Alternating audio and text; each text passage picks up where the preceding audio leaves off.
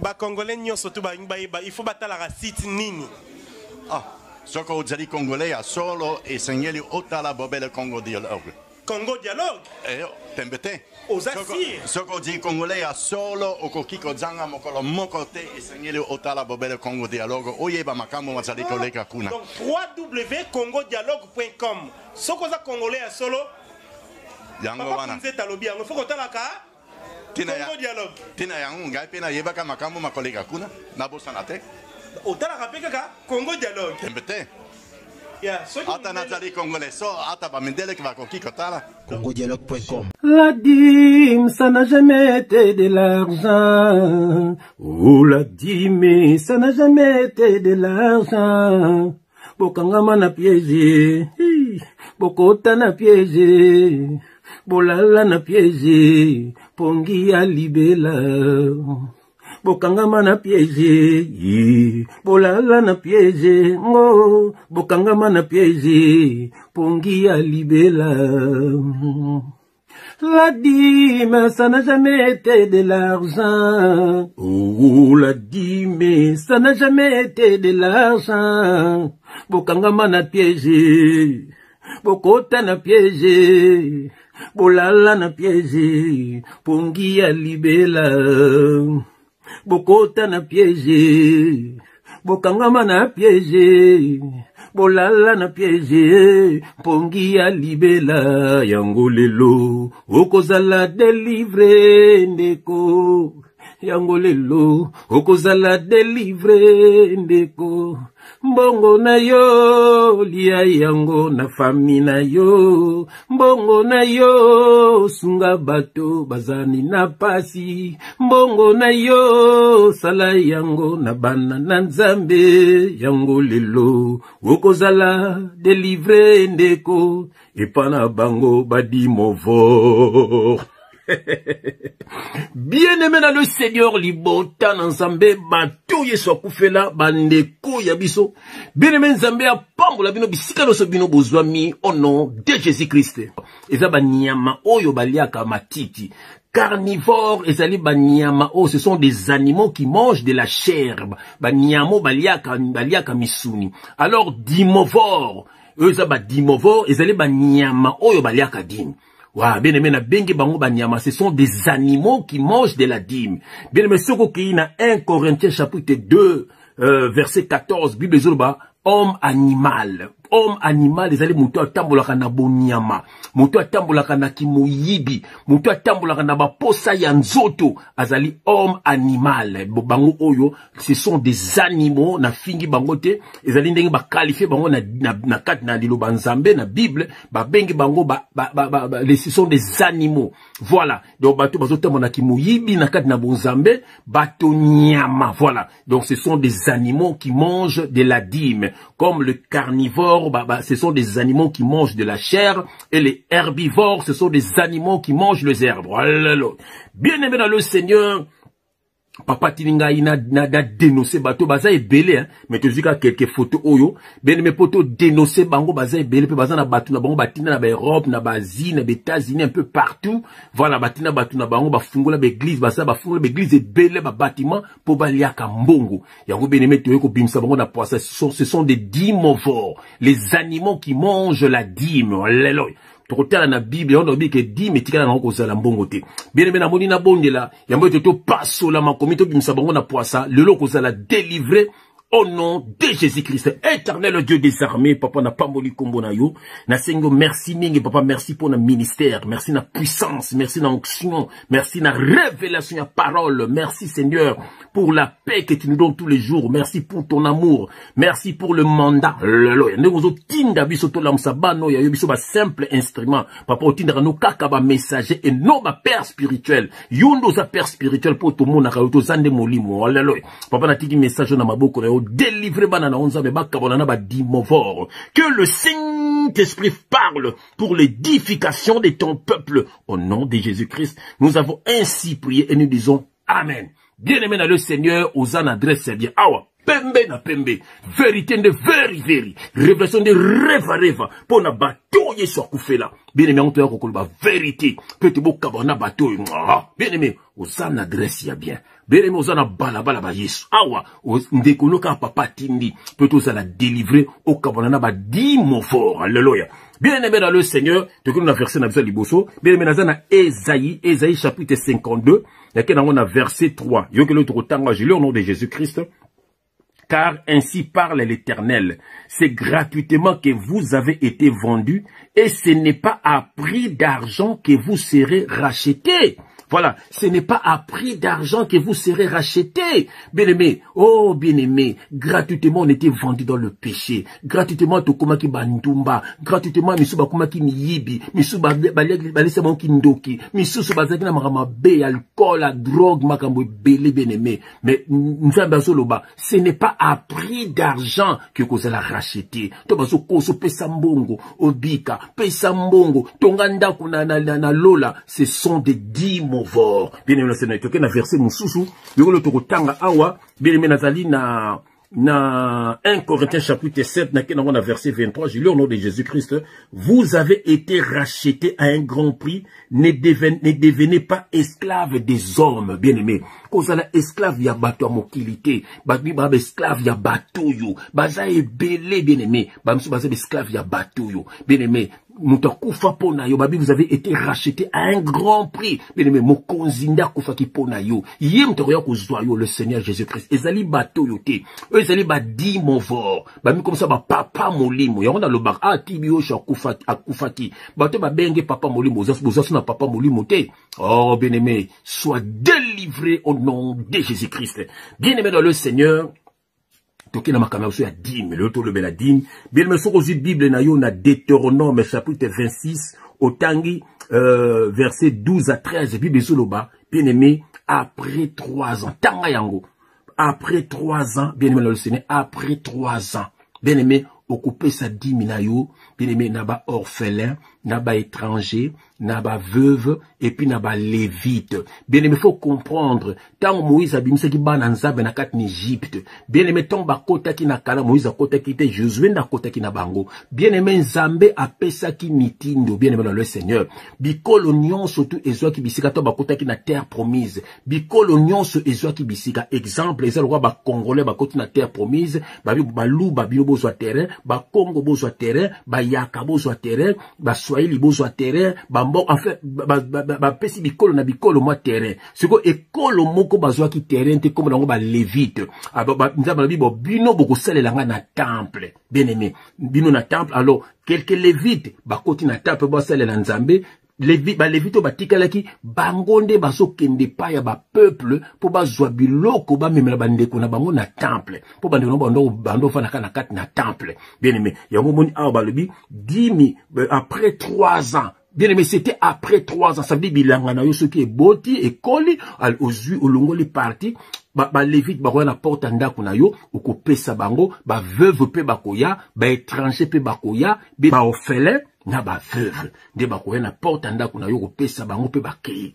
Voilà. Et puis, ils en a 10 moussous, bien aimé, 10 moussous, ils en a Deutéronome, chapitre 14, verset 22. On a 10 mina yo moroso yo kolia. Bien aimé, en ancienne alliance, montouye moko bien aimé, aux huit biloko na yo bien aimé, ok nango be nzamba lobe esika kombo na ye zalaki, là où son nom réside. Son nom résidait où? Bien aimé, c'était à Jérusalem, na temple wana. Ok ikuna, bien aimé na di minayo, ce qui est babi, ce qui peut bloquer c'est beleza kilo, o teki yango, aux huit mbongo, pour ome ma kilo te. Tant oko koma kuna na Jérusalem na temple, bien aimé, sika kombo ya nzambe zalaki, bien aimé dans les Seigneur, au sombi biloko, babi même naba masanga. Voilà. Au sombi na liboto no bokoti na temple boke ko lia. Wana, ezaki chaque année. C'est quoi question wana zo tuna ba dimo vor. Dimo bango ba sengaka chaque fin du mois. Eza wapi. Et puis nyonso bien aimé ça nango ba révélation. Voilà. Pour mon que bateau yo bien aimé baza ba miyibi. Donc qu'est-ce qu'on a versé ba kosa rabino bien aimé? O eza na Malachi, place bango ba kosa rabino. Yo ko to kotanga na Malachi. Pour verser, bon, batang la rabino yangwana. Voilà. Tout ça dans Malachi chapitre 3, batang on a verset 10, je crois. Voilà, yango. Yoka, verset bako sarabino. Apportez, j'ai lu au nom de Jésus-Christ, apportez à la maison du trésor. Apportez à la maison du trésor toutes les dîmes. Bon, oui, verset, oh, babi, apportez dans la maison du trésor. Bien aimé, pas na temple, na maison du trésor. Trésor les anines. Maison du trésor, et ça le coup là, magasin.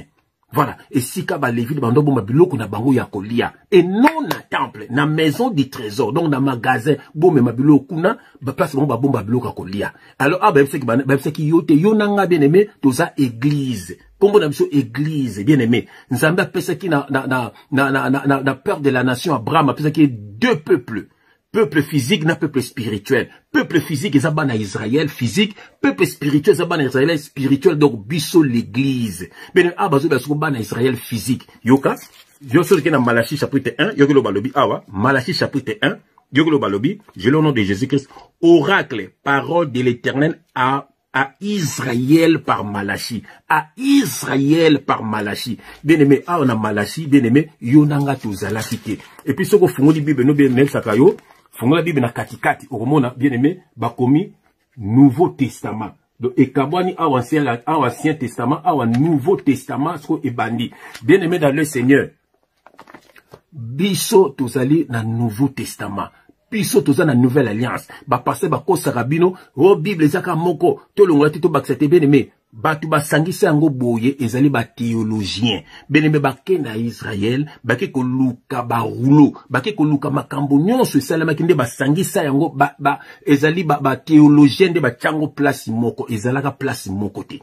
Bien aimé ezalaka place moko te. Ancienne alliance c'est ancienne alliance, nouvelle alliance c'est nouvelle alliance. Bangonde ba sangisi yango. Bien aimé, na Malachi ba sibino apporte la maison du trésor, bo mona ndenge na kufungulela bino les églises des cieux. Bazo be la bango po bango bande ko memanso biloko ko lia na temple te. Pour na ba levite bazali na kati na temple. Bande kuna bango moko nde ba fallait ba kende ko za biloko bazo kende lisusu te. Alors ba levite ba komaki ko kufa nzala. Bien aimé, ba lobeli yonanga ete, yonanga toza na nouvelle alliance. Yonanga nzambe po pambola biso azo senga yo eloko te. Yoke eloko nzambe azo senga yo.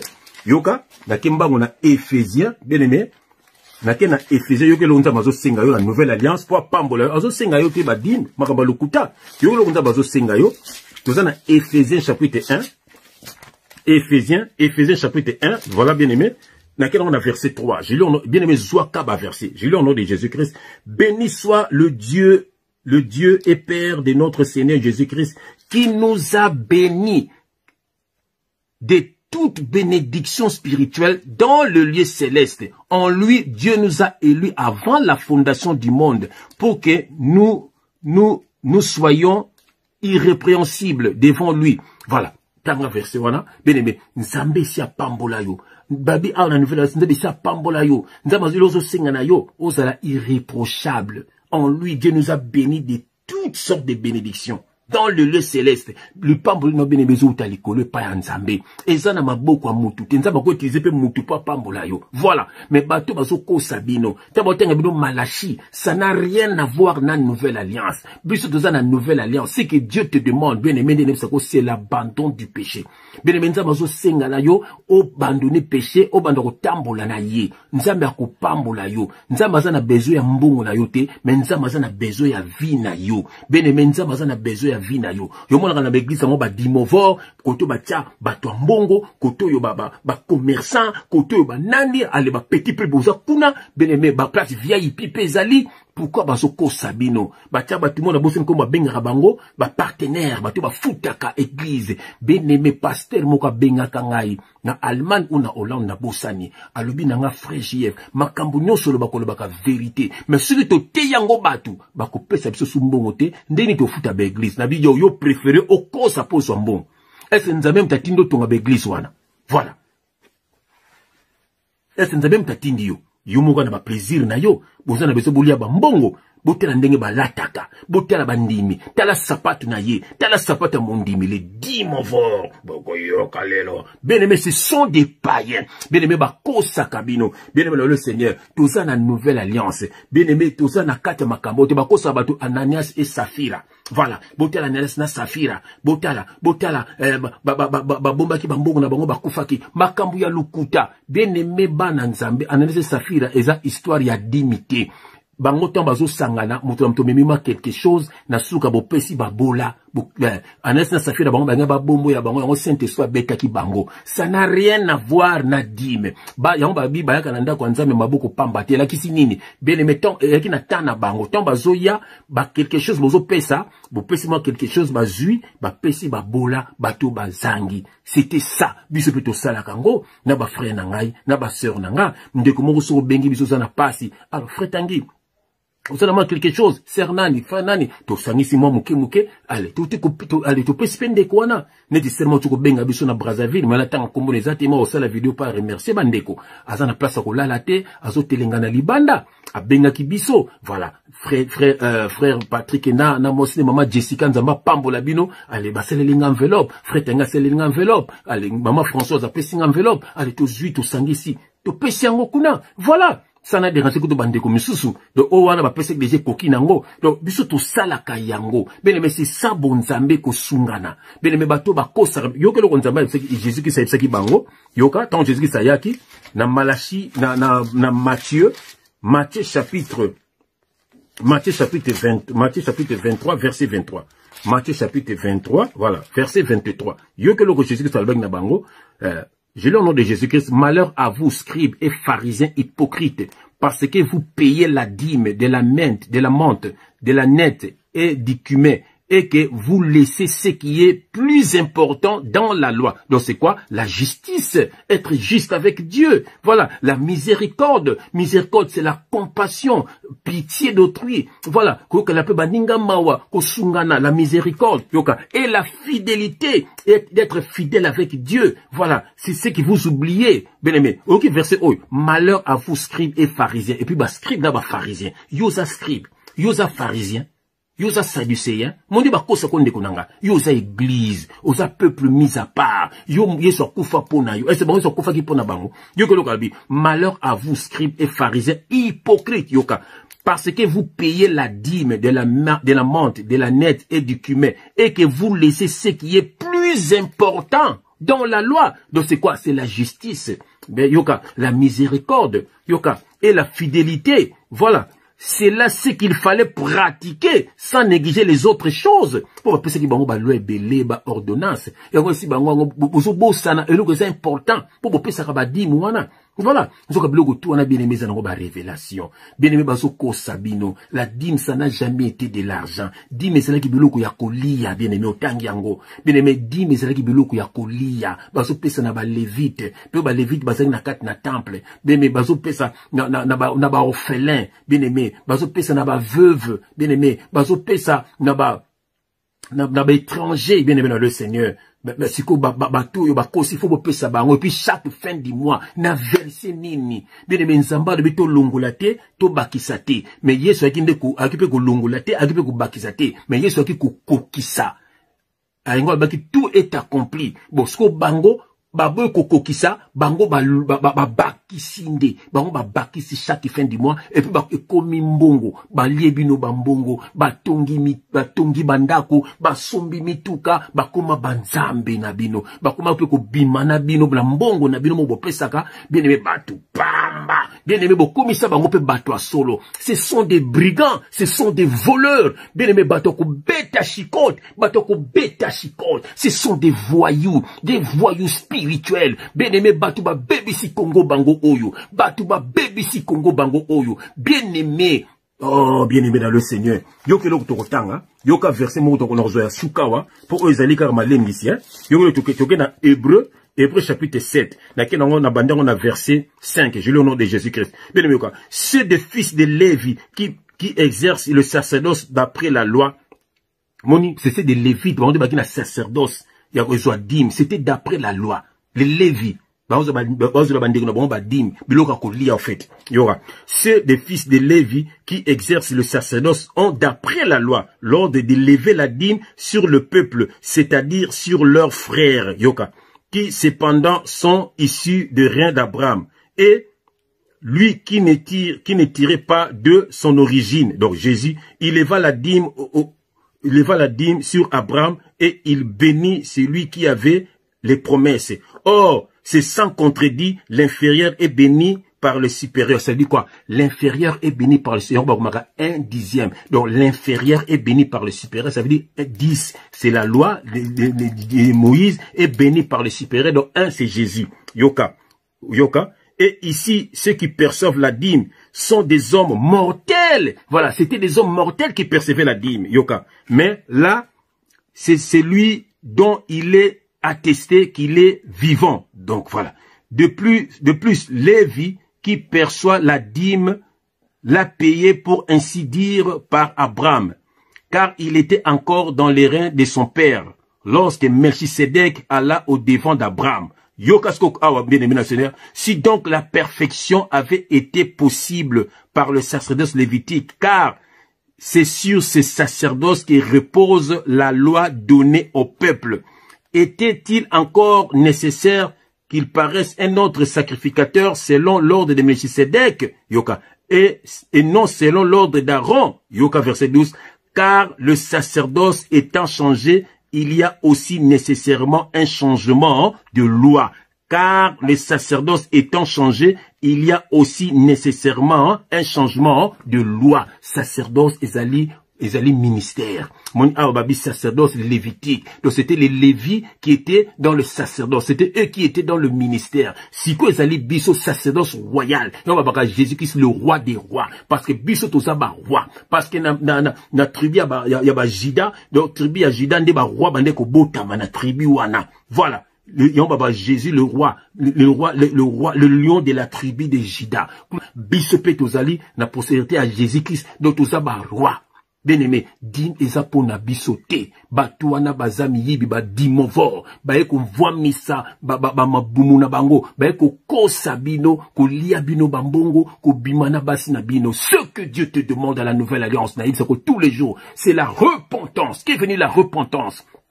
L'abandon du péché, l'abandon du péché. Voilà. Le retour vers Dieu. C'est ce que Dieu te demande. Bien-aimé, soko salagate, donc, okendelo late. Soko pesa bonbon te, okendelo late, mona ba négliger yo, ndeko mo benganga, akenda église ya walo, bien aimé walo zo bete bakara, ndeko na otaki poto, ake so la taneka normal, pour ce qui na besoin akutana na walo, pour nenga tela na ba TV, azo kipa tete, soka leki liboso Alexis Musapi walo zo bete kara, walo zo kante mutu moka boya kisasa. So jour mususu asuka, pour Sénégal ozonga poto semaine prochaine, bien aimé alata penza donc kitoko tanga kotika wala moni tanga Alexis voilà abenge mbala moko après yaka na bureau aipsi wala bimenga na ki bandakala na ki na ba problème oboy ko yambanga ponde na ndeko lata moni beneme akipe ki su walote okayela ki bilamba ela ki bambongo ninga landaka ye parce qu'il a besoin de prière ndeko ki oluka mutu mususa sambelela ye voilà donc bon batalaka apparence ba amoni Dieu en apparence mbongo ta ko kipe yote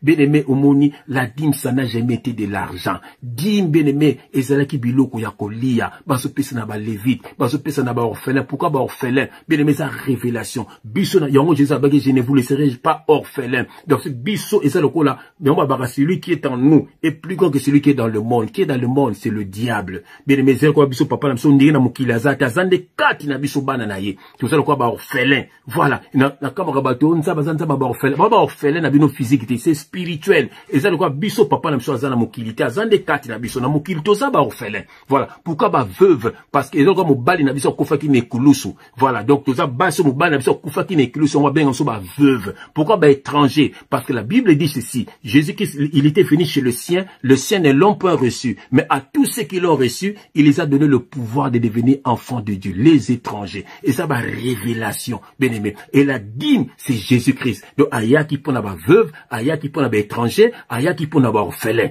Alléluia. Bien aimé dans le Seigneur, parole de Dieu, et sa spirituelle, et sa physiquité. Nous sommes au temps de l'esprit. Tout est spirituel. Même le baptême est spirituel. Nous sommes spirituel, bah, côté, ça, sa physiquité. Bah, tout, nous sommes ça, mon physique, bah, ça, la révélation à parole.